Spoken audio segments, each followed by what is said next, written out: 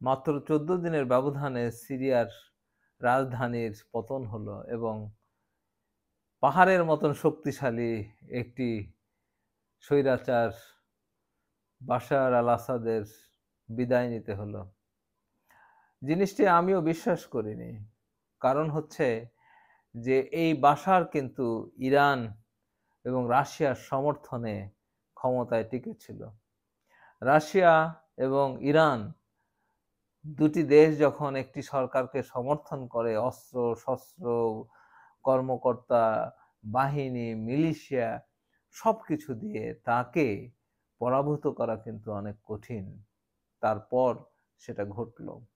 আরেকটি কারণ ছিল, আমাকে অবাক করেছে আরেকটি বিষয়, সেটি হচ্ছে যে ২০১১ সালে যখন এই সিরিয়াতে এত সুন্দর একটি দেশ, এত সাজানো একটা দেশ, এত ঐতিহ্যবাহী একটি দেশকে গৃহযুদ্ধের দিকে ঠেলে দিল, সেই সময় ফ্রি সিরিয়ান আর্মি নামে একটি বাহিনী তৈরি হয়েছিল। তারা পশ্চিমাদের সহায়তা পেয়েছিল। তারাও এই বাশার সরকারকে পরাভূত করতে পারেনি। কিন্তু হুট করে এসে একটি গ্রুপ, যাদের সংক্ষিপ্ত নাম হচ্ছে HTS, তারা খুব দ্রুত একটার পর একটা শহর দখল করলো। আমি গতকাল একটা অনুষ্ঠান করেছিলাম। আমি বলেছিলাম যে যদি এরা খুব দ্রুত এই সরকারের পতন ঘটাতে না পারে, তাহলে অনেক বেশি রক্তপাত হবে। আল্লাহ রক্ষা করেছে, তারা খুব দ্রুত এই শহরটা তারা দখল করেছে। আমি বলেছিলাম গতকাল যে এই গ্রুপ যদি কোনো কারণে দামাস্কাস নিজেদের নিয়ন্ত্রণে না নিতে পারে, তাহলে রাশিয়া এবং ইরান তারা লজিস্টিক সাপোর্ট দেওয়ার সুযোগটা পাবে, সময়টা পাবে। এই সময়ের মধ্যে তারা আবার যে শহরগুলো আলেপ্পো, হোমা এবং অন্যান্য শহর যে বিদ্রোহীরা দখল করেছিল, সেটি কিন্তু পুনরুদ্ধার করবে এবং আবার বোম্বিং শুরু করবে। এবং গত কয়েকদিন রাশিয়ান বিমান কিন্তু যে সমস্ত শহর বিদ্রোহীরা দখল করেছিল, সেখানে বোম্বিং শুরু করেছিল এবং হাসপাতালগুলোতেও বোম্বিং শুরু করেছিল। যদি আসাদ সরকার আরেকটু সময় পেত, তাহলে কিন্তু অনেক বেশি রক্তক্ষয় হতো। এই 11 সাল থেকে যে যুদ্ধ শুরু হয়েছে, সেখানে 3,50,000 মানুষ মারা গিয়েছে এই কয়েক বছরে।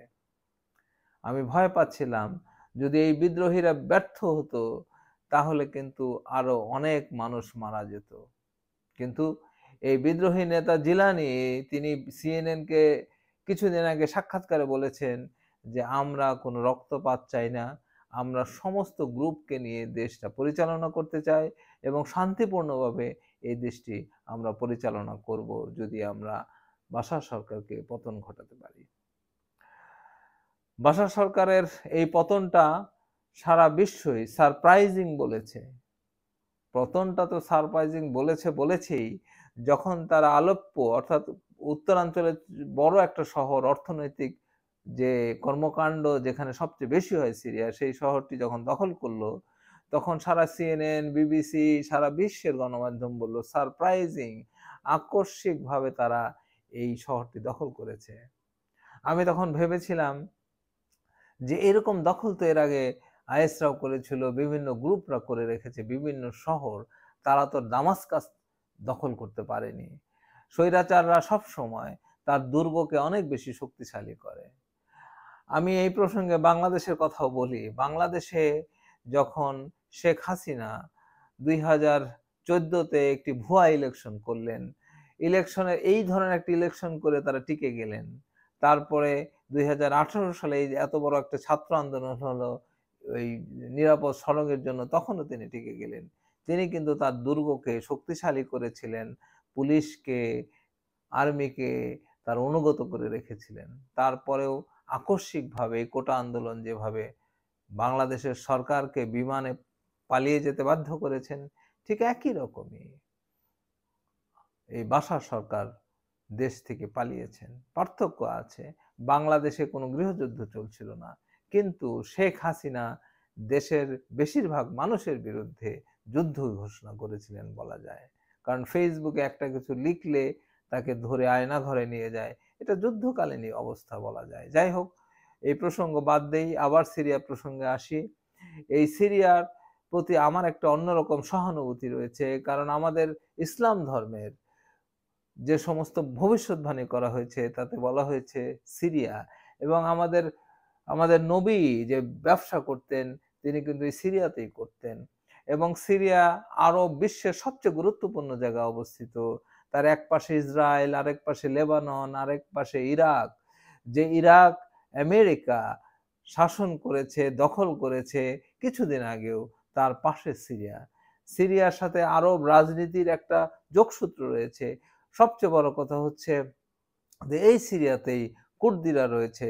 এই কুর্দিরা স্বাধীনতা চায়। সবচেয়ে বিপদে রয়েছে এই কুর্দিদের নিয়ে তুরস্ক।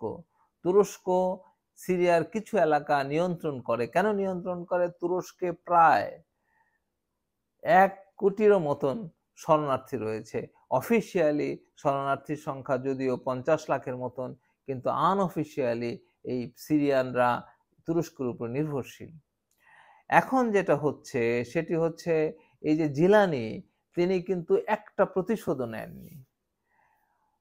তিনি রিভেঞ্জ নিতে চাচ্ছেন না। কারণ হচ্ছে যে তিনি আমেরিকার দৃষ্টিতে সন্ত্রাসী হিসাবে পরিগণিত। তিনি আল কায়দা করতেন একসময়, পরবর্তীতে তিনি দেখেছেন যে আল কায়দা করলে পশ্চিমারা সমর্থন দিবে না এবং আমি কোনোভাবেই কাজ করতে পারবো না। তিনি অনেকটা লিবারেল হয়েছেন, তিনি উদার হয়েছেন, কিন্তু পশ্চিমারা কিন্তু তার উপরে নিষেধাজ্ঞা দিয়ে রেখেছে।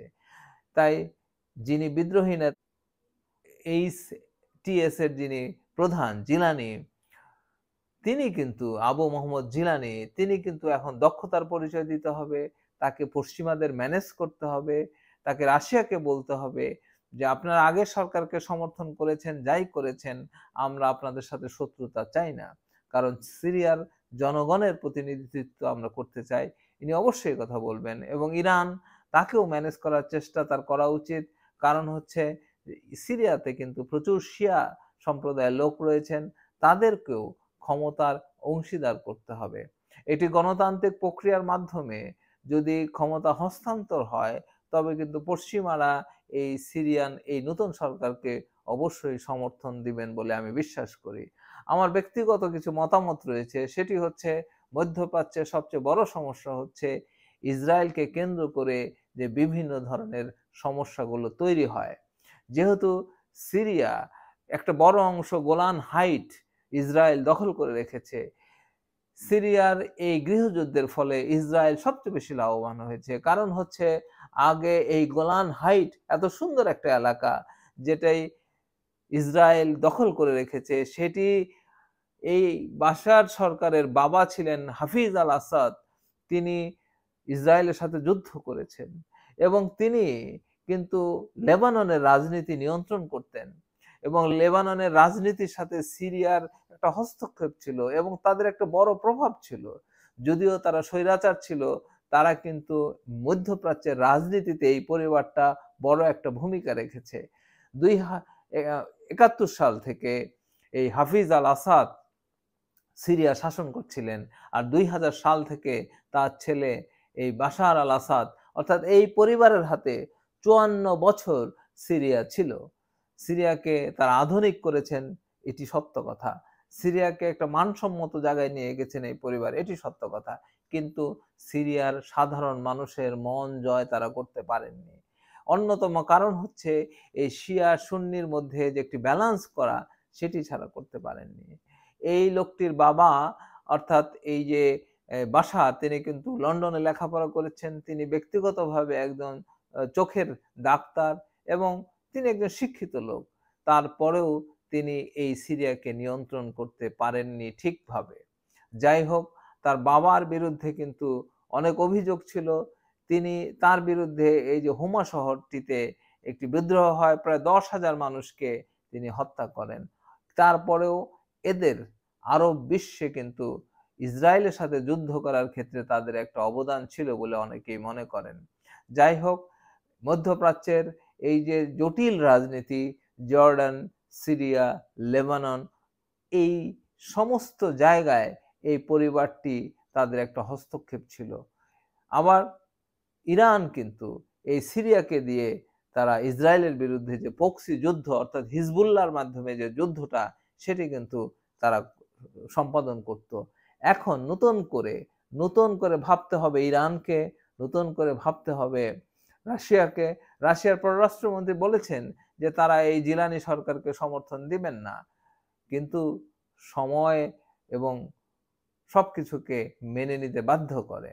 যাই হোক, আমেরিকা এই বাশার সরকারের পতনের পর বলে বসলেন যে তারা সিরিয়াতে একটা ঘাঁটি আছে তাদের দক্ষিণাঞ্চলে, তারা সেটা ছাড়বেন না। তারা কোনোভাবেই আইএস এর আবার পুনরুদ্ধার হোক, তারা আবার নতুন করে আসুক সেটা তারা চান না। কিন্তু এই যে জিলানি সরকার, আমার মনে হয় তারা অনেক স্মার্ট, অনেক বেশি আধুনিক। অনেকেই ভেবেছিলেন যে তালেবানরা যখন ক্ষমতায় আসে অনেক লোকের বিরুদ্ধে প্রতিশোধ নিবেন। কিন্তু তালেবানরা কিন্তু সেটি গ্রহণ করেননি। এই জিলানিও সেটি করতে চাচ্ছেন। তিনি কোনো রিভেঞ্জ নিতে চাচ্ছেন না। যদিও ইরানের যে এমবাসি ছিল সেটি ভাঙচুর হয়েছে কিন্তু কাউকে হত্যা করা হয়নি। কাউকে ফাঁসিতে ঝুলানো হয়নি। আরো মজার ব্যাপার হচ্ছে যে বাশারের যিনি প আ প্রধানমন্ত্রী ছিলেন, তিনি বলেছেন যে যারাই আসুক আমি তাদের কাছে হস্তান্তর করব। তাকেও কিন্তু হত্যা করা হয়নি। চমৎকার একটি পরিবেশ এবং এই যে মানুষ উল্লাস করছে, সাধারণ মানুষ সারা সিরিয়াতে উল্লাস করছে, এটি দেখার মতন।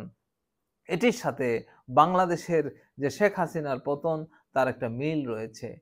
যদিও এত বড় গৃহযুদ্ধ বাংলাদেশে হয়নি, কিন্তু যে শক্তিশালী একটা স্বৈরাচারী কাঠামো শেখ হাসিনা তৈরি করেছিলেন এবং শেখ হাসিনা যদিও বাশারের মতন স্বৈরাচার নয় অনেকেই মনে করেন, কিন্তু আমি কিন্তু তার থেকে কম মনে করি না। কারণ হচ্ছে তিনি পুলিশকে একটি মিলিশিয়া বাহিনীতে তৈরি করেছিলেন।